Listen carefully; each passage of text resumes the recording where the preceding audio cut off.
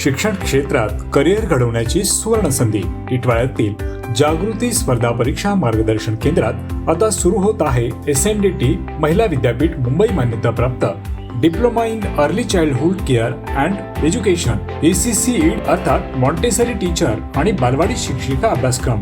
एका वर्षाचा रोजगारभिमुख अभ्यासक्रम मराठी, हिंदी आणि इंग्रजी माध्यमात उपलब्ध। किमान 12वी उत्तीर्ण विद्यार्थ्यांसाठी प्रवेश सुरू असून शनिवार रविवार बॅचची सुविधाही उपलब्ध आहे। मर्यादित फक्त 25 प्रवेश। आजच संपर्क साधा आणि बाल शिक्षण क्षेत्रातील आपल्या उज्ज्वल करिअरची सुरुवात करा। जागृती स्पर्धा परीक्षा मार्गदर्शन केंद्र टिटवाळा। अधिक माहितीसाठी स्क्रीनवर असलेल्या नंबरवरती संपर्क करा। डोंबिवलीत पावसाची दमदार हजेरी, उकाड्यापासून दिलासा तर वीज पुरवठा खंडित। गेल्या काही दिवसापासून वाढलेल्या उकाड्यामुळे नागरिक अक्षरशः हैराण झाले होते।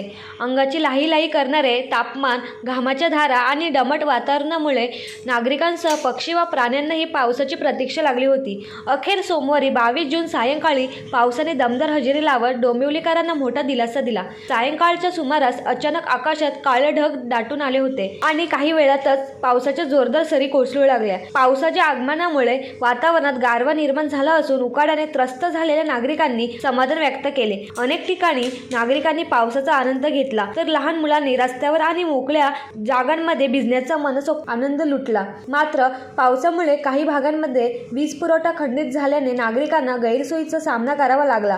पावसाच्या सुरुवातीलाच वीज गेल्याने काही काळ अंधाराचे वातावरण निर्माण झाले होते।